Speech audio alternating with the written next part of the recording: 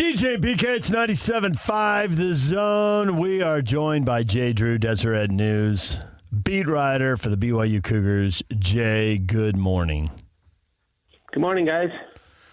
Jay, you're going to have to put the golf clubs away and go cover football on a regular basis. Are you mentally prepared for the changing of the seasons? I got a couple more weeks left, so I'm trying to get there, but every year it seems to get a little harder and harder, but that's my life. When's camp start? Did they give you a date yet? I don't think they've said anything official. I've heard somewhere around August 31st, whatever that Wednesday is, or July 31st, yeah, whatever. I think it's going to start on a Wednesday. Yeah, well, this camp has an opportunity to be interesting because there's a quarterback battle, and that's always something that entertains us to see what happens. I certainly think it'll be Retzlaff, but I don't know how many games he's going to start. What have you been hearing about Bohannon being able to rehab himself to be able to compete at the level he wants to, which is not something that happened in the spring practices? Yeah, from everything I've heard, Bohannon is finally healthy. He can make kind of all the throws that he's been asked to throw. That wasn't the case in the spring. They tried to kind of tell us it was, but there was kind of a chat with Gary right at the final spring practice, and he pretty much admitted that he couldn't do everything that they wanted him to do. But at the golf appreciation media day they had, Aaron Roderick said that Gary finally could make all the throws, and he had 100% of his arm strength back. So going off of that, I think he'll be ready in 2 weeks to do that. Do you think any of the other quarterbacks are close, or is it going to be those two? You know, I have the sneaking hunch or suspicion that they're opening it up just a little bit more than they were kind of letting on in the spring. And I think the reason is, obviously, they got McKay Hillstead from Utah State, and they got this Trayson Bourget from Western Michigan, who's, from all accounts, has had a really good spring and has also been impressive in some of these player-ran practices. So I think it'll be a little bit more open than maybe it was coming right out of spring. But that's really difficult to manage. 4 guys, if you're trying to get first-team reps to 4 guys, that's not optimal by any stretch. But so I like Pat said, I think Jake Retzlaff is kind of the front runner right now, but I think we'll see, the other 3 get at least a few first team reps, maybe that first week or 2, just to make sure they're moving in they're on the right path as far as identifying Retzlaff as the guy. I know A-Rod wants to utilize the quarterback run game more than he did last year, and even with Jaron Hall, because they had to protect those guys. They didn't have a whole lot. Now all of a sudden they've got a bunch of guys that maybe be able to turn to. What type of athleticism do you think Retzlaff has to be able to use his feet effectively in the offense? I think he's a really good athlete. I think he showed flashes of that last year in the 4 games that he started. I don't think he's as good of an athlete as like Jaron Hall, like you said, or maybe even Zach Wilson. But I think he's got a good baseball background. He does have the kind of the unusual throwing motion, throws a lot of sidearm balls. But I think he's a decent athlete, and I think Bohannon is a good athlete too, and has that escapability factor. I think with Retzlaff, what they really need to work on is kind of his pocket presence and knowing when to take off and knowing when to, to hang in the pocket a little bit longer, look for an open receiver. So I think that's really important this year because they really got to rely on their other guys, on their weapons. They've got a really good, deep receiving core and that they need to use. They're a little thin at running back, and so I don't know if you can qualify them as weapons that can be used a lot, but I think pretty much all four of these quarterbacks that we've talked about are pretty good athletes and can run the ball if needed.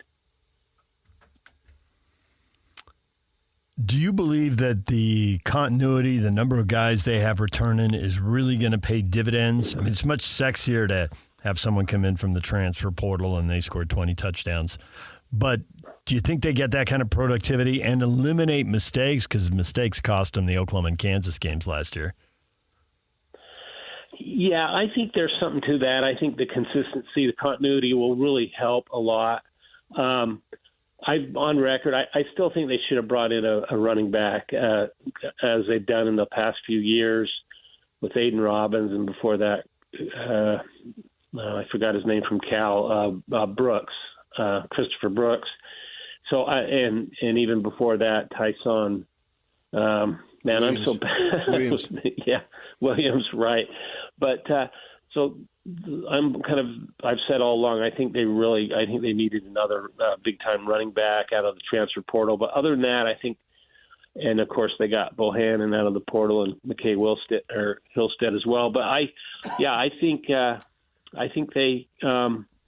they're counting on this chemistry, continuity, whatever you want to call it, to carry the day, and especially on offense. And we'll see what happens. But as years past has shown us, BYU goes through running backs. They get guys injured, and there's already rumors that maybe a running back this year is not going to be able to start the first couple of good games. So, that's where I kind of stand on that.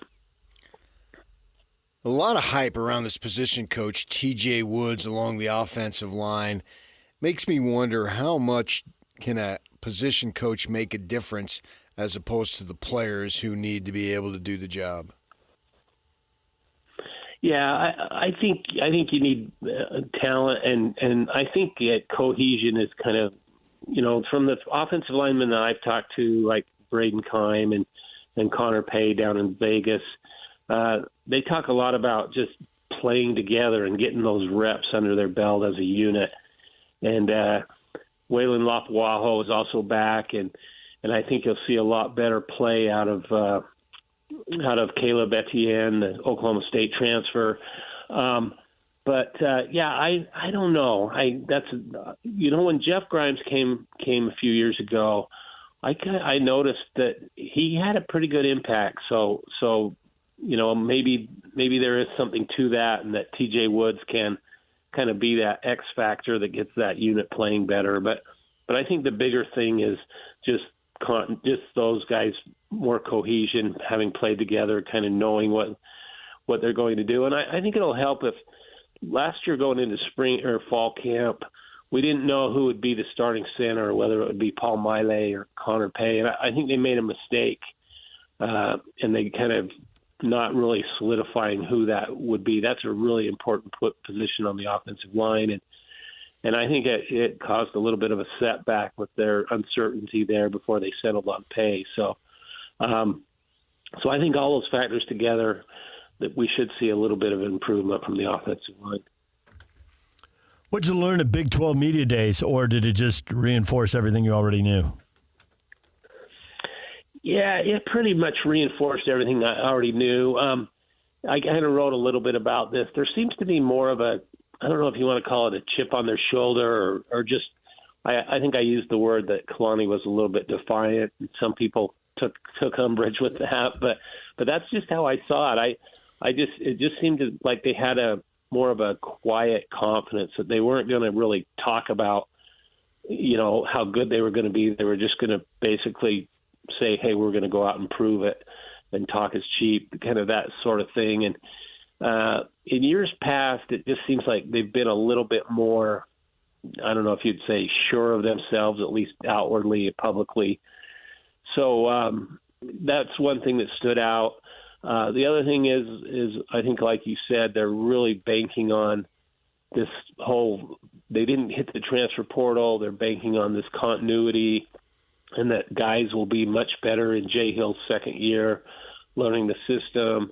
They'll be much better on offense because, like you said last year, they'll eliminate some of the mistakes and rely on, these returning starters, these guys that have been there, like Chase Roberts and Darius Lassiter and Keelan Marion and all these other receivers they got to, and along the offensive line to just carry that late game momentum. Even though there were 2 losses last year to end the season, I think that really gave them a shot in the arm that they could, if they could play a little bit more mistake-free, that they could compete on a week-to-week basis in the Big 12. I think that those last 2 games gave them a little bit of hope. SMU early, I'm really intrigued by that game. They win that game, and I think their path to 6 wins gets a lot easier. They lose that game, and I think it's going to be very difficult. How about that? Yeah, that's really interesting. And then, the Wyoming game in week 3 isn't going to be a cakewalk either.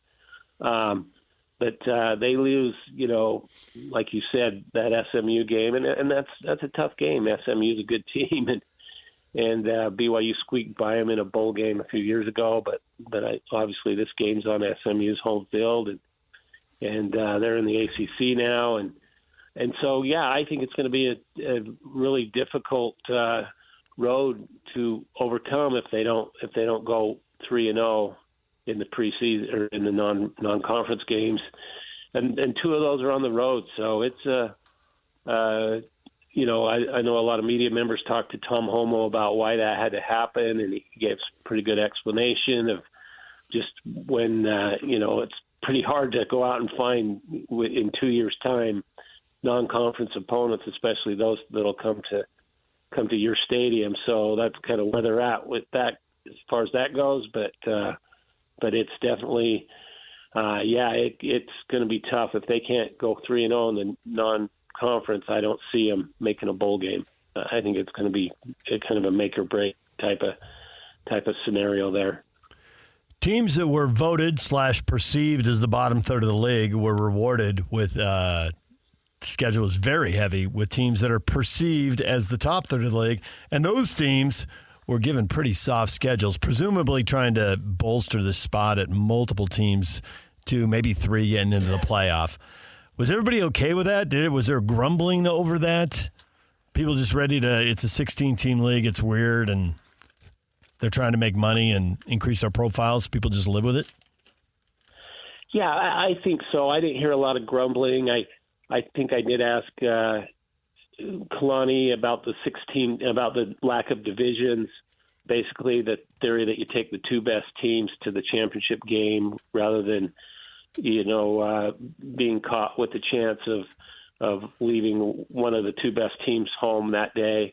But I didn't hear a lot of complaining. I just think, and I think if you look at the history of the Big 12, where, let's face it, some of these predictions haven't been really that good. A few years ago, I think Baylor was even picked number 1, and they just, were horrible. And I don't even think they finished with a winning record. So it's just really difficult to predict. And I think coaches, especially the ones that have been in the league a long time, like Mike Gundy, basically say, hey, the preseason predictions are never really right. No one really knows what's going to happen. So it's just, you just kind of play it as it lies, so to speak, to use a golf term. Is this going to be the first Final Four in basketball that you'll cover? Oh boy, I don't know, man. Hype is off the charts. It's crazy. I'm just going to say I'll believe it when I see it. I mean, it looks really good on paper. I mean, what Kevin Young has done and the talent he's assembled is pretty impressive. I mean, you got to hand it to him, but you got to win the games. You got to, you can't win championships in July or June or whenever. So it's definitely off to a great start, but we will see. I think I'm going to kind of hold back or reserve judgment until a couple months into the season to see if this whole experiment, and it's kind of a grand experiment to see if you can literally do this at BYU. It'll be really intriguing and fun to watch. You staying with the coaches who say get old, stay old? Because there's a lot of potential on this team, but there's also a lot of young guys on this team. Yeah, I think it was really key that they were able to retain kind of that core of Foose and Dallin Hall and Richie Saunders, Trevin Nell. I think they've got kind of a good nucleus of guys coming back that kind of know the culture and know all that, and it'll be a tough to get all these guys to gel together. And I wrote a thing the other day about you can only play 5 guys at one time, and there's only one basketball, so it's going to be interesting to see if he can juggle the minutes and keep guys happy and all that sort of thing. Because I guarantee you, there's at least 12 guys on that roster who believe they should be the starter, and they've had the talent to be the starter. So it's going to be really fun to watch how he juggles all those minutes and keeps guys happy. Jay Drew, grab those golf clubs and run for the door right now while there's time. Going to try to get out tomorrow out to the Women's Am Media Day out at Talons Cove, but my golf game's just gone in the tank. I'm horrible. I'm struggling to even break 90, so we'll see. All right, might be good for me to put up the clubs for a little while. That's what I'm hinting at. All right, thanks, Jay. We appreciate it. Okay, guys. Thanks for having me on. Have a good day. Jay Drew, you can read him in the Deseret News covering BYU and the Big 12. His first Final Four. Nice. Skip right over Sweet 16 and Elite 8 stuff. That'll be a cakewalk. Well, he's already done that. Yeah, he's been there, done that. No Jimmer. No big deal there. Jimmer got him there. Jimmer. Sweet 16. Yeah. All right, DJ PK, it's 97.5 The Zone. Yak, you want to do another qualifier now or after the break? Let's do it now. Yeah, see, Yak's impatient. He wants to go. And you want to qualify, so call now, 801-575-ZONE. 801-575-ZONE. It's our You Win at Golf major giveaway, and caller 12 will be assigned a golfer for this week's Open Championship at Royal Troon. If your golfer wins, you will get a fabulous prize from our friends at You Win at Golf. They've been serving Utah golfers since 1971.